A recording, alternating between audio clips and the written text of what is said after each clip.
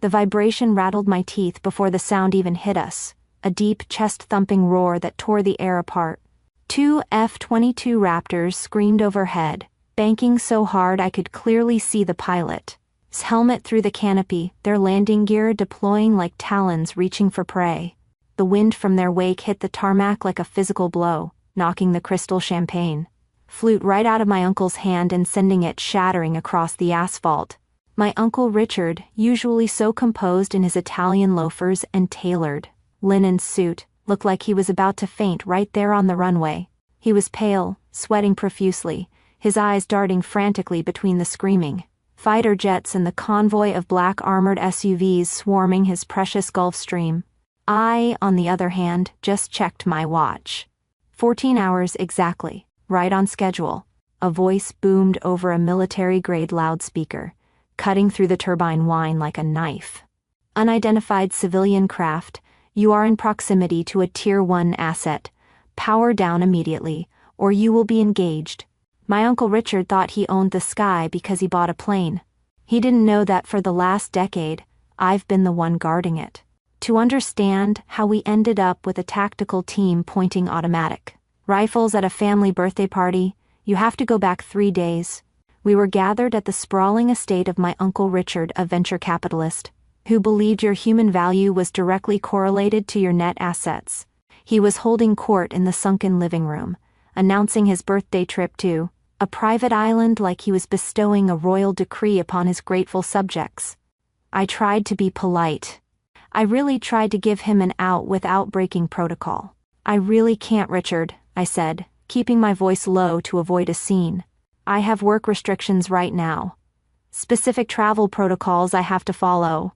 It was the absolute truth, a very simplified version of a classified reality, but to him, it sounded like a pathetic excuse from a nobody who didn't understand how the wealthy lived. He laughed. A loud, barking sound that made everyone else stop talking and turn to look at me. Elena, you work a desk job at the DMV or whatever government agency it is, he sneered, loud enough for the back of the room to hear. I'm sure the paperwork can wait. Or are you just afraid of flying in real luxury? The room went quiet, waiting for the punchline, and I felt that familiar heat rise in my chest. I thought about the briefing I had just given to the Joint Chiefs, the lives that depended on my analysis, and then I looked at my uncle, who saw nothing but a failed niece in a cheap blazer. He grinned, looking around for validation. Don't worry, you can sit in the back. It's nicer than the economy seats you're used to. The family chuckled, a polite, obedient chorus that sealed my decision. He thought he was being generous. He had no idea he was forcing a collision between his ego and the United States Air Force's most restrictive security protocols. In my family, value was calculated on a spreadsheet, and by their math, I was firmly in the red. The star of the afternoon gathering was my cousin Mark, a man whose smile was as polished and superficial as the luxury sedans he sold for a living. He had just closed on a high-end dealership and Uncle Richard was beaming at him like he'd just discovered fire. They clinked expensive glasses, toasting to real ambition, while I stood on the periphery nursing a lukewarm soda, invisible as always. Richard turned to me, his eyes gleaming with that specific brand of pity reserved for the disappointing relative. It's cute you have a pension, Elena, he said, his voice carrying that patronizing lilt that always made my stomach turn. But real success is equity. Owning something. You can't pass a government paycheck down to your kids. I just nodded, swallowing the retort that was burning my throat. I looked at Mark's flashy watch and the lease suit, and then I thought about the document I had signed 3 days ago, a budget authorization that exceeded the GDP of a small country. They saw a woman in a generic blazer who probably stamped license plate renewals for a living. They had no idea that 48 hours prior, I wasn't sitting in a cubicle, I was deep underground in a skiff, a sensitive compartmented information facility where the air is scrubbed and cell phones are strictly prohibited. I am not a clerk, I am the Chief Systems Integration Officer for the NGAD program, the Next Generation Air Dominance Initiative. While Mark was worrying about interest rates on a convertible, I was briefing a 2-star general on the integration of autonomous wingman drones into the national defense grid. I remembered the silence of that room, the heavy weight of responsibility as I pointed to the encrypted displays. "General," I had said, my voice steady, "without the threat library update, the neural link is vulnerable. We cannot proceed with the live test until we clear the new patch." The general didn't look at me with pity. He looked at me with absolute deference, because he knew that in that room, my technical authority outranked his stars. My world was defined by Yankee white background checks and SAP, special access programs, where a single leaked sentence could compromise national security for a decade. This duality was exhausting, but it was usually manageable until my security detail stepped in. I thought about Major Ghost Vance, a man who moved so quietly you often forgot he was lethal until he spoke. He was my liaison and personal protection, tasked with ensuring the NGAD secrets in my head didn't end up in the wrong hands. Before I left for this vacation, Vance had pulled me aside, his face grim. "Ma'am, with the current threat level on the prototype, your travel is restricted." He had warned me, his eyes scanning the perimeter even as we spoke. "If you fly civilian, we need 48 hours to clear the flight path. We can't have you in the air without a net." That was the reality crashing into my uncle's ego. Standing there in his living room, I tried to bridge the gap without violating the Espionage Act. I cleared my throat, interrupting Richard's monologue about the superiority of private aviation. "Richard," I said, keeping my tone mild, "if we're taking your jet, I need to submit the pilot's information and the flight manifest for a standard background check." It was a simple request in my world, a mandatory box to check to ensure I wasn't boarding a plane with a foreign asset. But in Richard's world, it was an insult. He stopped laughing, his face turning a mottled shade of red as he set his glass down a little too hard. "I don't submit to background checks for my own plane, Elena." He exploded, the veins in his neck bulging. "Who do you think you are? You work for the government, you aren't the government." I tried to interject, to explain that it wasn't about him, but he cut me off with a dismissive wave of his hand. "You're paranoid," he spat, turning his back on me to refill his drink. "Just get on the jet and shut up. I'm not letting your bureaucratic nonsense ruin my birthday." I stood there, watching him dismiss the very architecture of safety that allowed him to sleep at night. I felt a cold, hard resolve settle in my chest, the kind I usually reserved for mission-critical failures. I had two choices: breach protocol and lose my clearance, or let the system do exactly what it was designed to do. I decided to let Richard learn the hard way while you don't surprise the Pentagon. I didn't argue with Richard, and I certainly didn't beg. Instead, I stepped into the hallway, away from the laughter and the clinking glasses, and pulled out my secure phone. The one my family assumed was a cheap prepaid model because it didn't have a fruit logo on the back.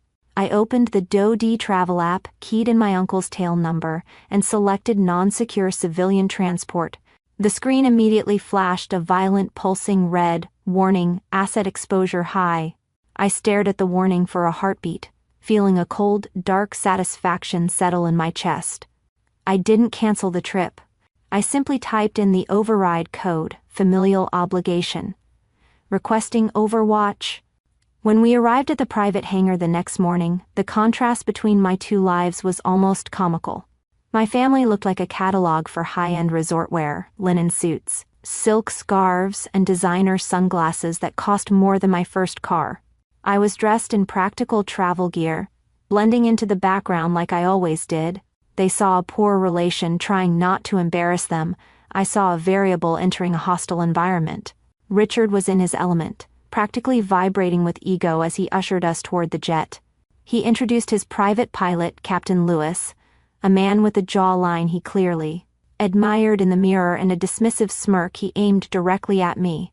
As I walked up the stairs, glancing instinctively at the avionics array, Lewis chuckled. "Don't touch the flight controls, sweetie," he said, winking at my uncle. "This bird's a little more complex than a Toyota." I just smiled. The tight, polite smile of someone who knows exactly how this movie ends. I added the comment to the mental archive, right next to every time they told me I wasn't smart enough for real business. Before anyone could board, I stopped at the bottom of the stairs. "Richard," I said, holding my ground. "Federal travel laws." I have to scan my ID into the flight manifest system for insurance purposes. It's non-negotiable. Richard rolled his eyes so hard I thought he might hurt himself. Fine, he groaned, waving his hand at the pilot like he was swatting a fly. Scan her little library card so we can go. Captain Lewis sighed, holding out his iPad like he was doing me a massive charity. I pulled out my common access card, the white plastic rectangle that holds the keys to the kingdom, and slid it into the reader attached to his tablet. The screen didn't just beep, it froze. A strange, heavy silence seemed to radiate from the device, though the pilot was too busy looking at his watch to notice the silent alarm pulsing in the corner. He thought he was just logging a passenger. He had no idea he had just pinged the National Defense Grid. The data packet left the iPad, bounced off a satellite, and landed on a server at the National Reconnaissance Office. The response time wasn't measured in minutes. It was measured in Mach. The engines were whining, building thrust for takeoff, while inside the cabin, the atmosphere was thick with self-congratulatory excess. Uncle Richard was standing in the aisle, balancing a crystal flute of champagne, making a toast that was really just another thinly veiled insult disguised as wisdom. To those who have, he announced, raising his glass toward Mark, and to those who have not. He cast a pointed, pitying glance in my direction. I didn't flinch. I just sat there, thinking about the years of hand-me-down clothes and the lectures on fiscal responsibility he used to give me while I was secretly managing a black budget portfolio that could buy his entire firm 10 times over. The toast was cut short by the crackle of the intercom. Captain Lewis, the pilot who had sneered at me 10 minutes ago, sounded like he was strangling the microphone. Sir. His voice trembled, stripping away all that cocky aviator swagger. ATC just grounded us. Immediate halt. The plane lurched violently as he killed the throttle, throwing Richard off balance. Before my uncle could demand an explanation, Lewis spoke again, his voice pitching up in panic. They say we have an unauthorized high-value asset on board without secure clearance. They're threatening to intercept. Richard looked confused, his face scrunching up in that specific way it did when a waiter got his order wrong. What are you talking about? This is a private flight. But his protest was drowned out by a sound that you feel in your marrow before you hear it with your ears. The cabin walls vibrated as 2 F-22 Raptors screamed over the runway, banking hard in. A combat air patrol pattern that is usually reserved for war zones or presidential escorts. Through the porthole window, I saw the ground swarm with activity, a phalanx of black SUVs with government plates tore across the tarmac, cutting off the jet's nose gear in a synchronized drift. The cabin door didn't open, it was breached with precise, aggressive speed. These weren't local cops or airport security rent-a-cops. These were Air Force security forces, defenders, flanked by men in sharp, dark suits who moved with terrifying fluidity. Richard, recovering from his shock, decided to play the only card he had ever held. He puffed up his chest, stepping into the aisle to block their path. "I'll sue you," he shouted, his voice cracking. "This is private property. Do you know who I am?" The lead officer didn't even blink. He looked through my uncle as if he were made of glass, just a minor, annoying obstruction in the path of a mission. He sidestepped Richard without a word, his boots heavy on the plush carpet, and walked straight to my seat in the back, the economy section Richard had relegated me to. The officer stopped, snapped his heels together, and delivered a salute so sharp it could have cut steel. "Ma'am." "Call sign Valkyrie," he said, his voice ringing with absolute authority. "Your transponder indicated you were in a non-secure environment. We are here to facilitate transfer to secure transport." The silence that followed was heavy, suffocating, and absolutely delicious. Richard froze, his mouth hanging open, his eyes darting from the armed soldiers to his failure of a niece. The officer turned to him then, his expression cold and bureaucratic. "Sir, you are in violation of Federal Airspace Regulation 99.7 regarding the transport of Tier -1 classified personnel. Step away from the asset?" I stood up, taking my time to smooth the wrinkles from my cheap blazer. I looked at Mark, who was cowering in his seat, and then at Richard, who looked small, pale, and utterly powerless for the first time in his life. I didn't shout. I didn't gloat. I just looked him in the eye. "Uncle Richard, I told you," I said, my voice calm and steady. "I couldn't fly economy. My contract requires specific legroom." He watched me walk down the stairs of his private jet and into a government SUV that cost more than his entire house. He didn't say a word. He couldn't. The silence inside the government SUV was absolute, a sharp, hermetically sealed contrast to the chaos I had just left behind on the tarmac. As the heavy door thudded shut, cutting off the view of my uncle's panicked face, I let out a breath I felt like I'd been holding since I was 12 years old. I sank into the leather seat, watching the airfield blur past through tinted, bulletproof glass.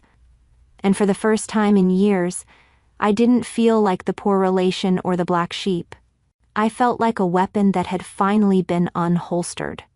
We pulled up to the far side of the airfield, where a Gulfstream C-37 Billions, a military transport that makes civilian luxury look like a toy, was waiting with its engines already humming a low, powerful note. Major Ghost Vance was standing at the base of the stairs, checking a tablet with the bored efficiency of a man who has seen everything. He looked up as I climbed out of the SUV, a small, knowing smirk playing on his lips. "Cut it a little close, didn't you, boss?" he asked, his voice competing with the whine of the turbines. Command was about 30 seconds away from scrambling a second wave. I just smiled, adjusting the collar of my blazer as I walked past him, feeling the familiar vibration of the metal stairs under my boots. "Asset secured, Major," I said, stepping into the cabin. It smelled like recycled air and coffee, the scent of work, of mission, of home. I didn't look back at the private terminal. I didn't need to.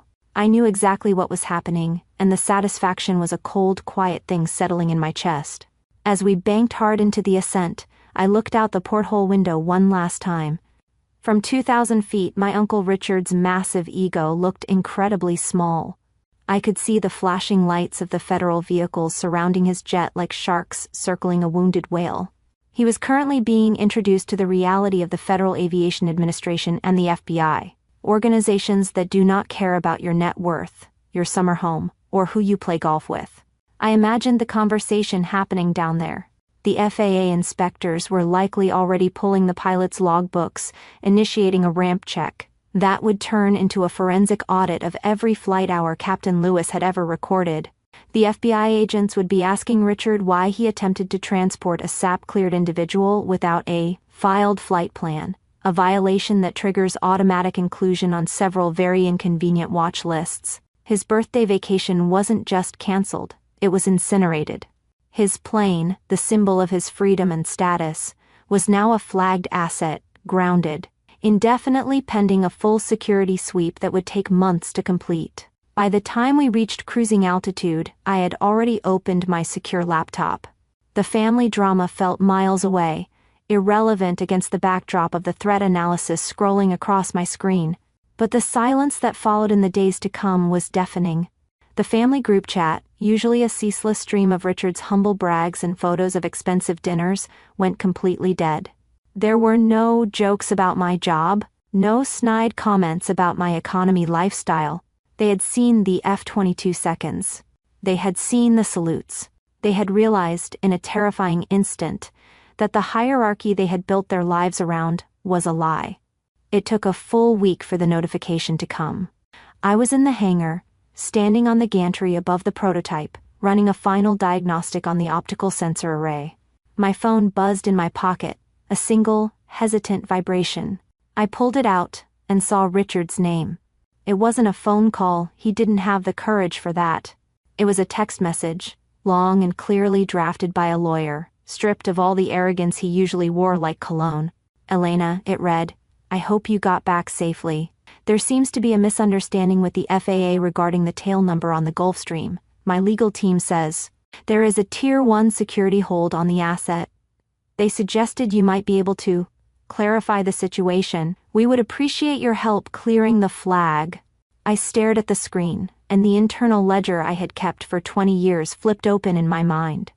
I thought about the time he refused to co-sign my student loan because it was a bad investment. I thought about the holidays where I was seated at the kids' table in my 30s. I thought about the way he looked at me on that runway, not with love, but with fear. He still didn't get it.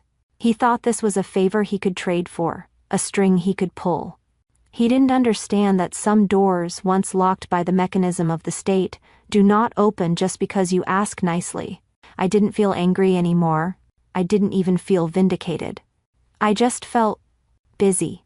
I looked up at the horizon, where the sun was beginning to dip below. The mountains, painting the sky in shades of bruised purple and fire. I had a test pilot briefing in 10 minutes, and a defense strategy that needed to be rewritten by morning. I tapped the screen once, selecting the message. I didn't reply. I didn't delete it. I simply pressed archive. My uncle spent his life thinking power was something you hoarded in a bank account. As the afterburners kicked in, leaving him on the ground, I hoped he finally understood. Real power isn't about what you own. It's about who protects you when the world goes dark. If you've ever had to hide your success to keep the peace, let me know in the comments. This channel is cleared for takeoff.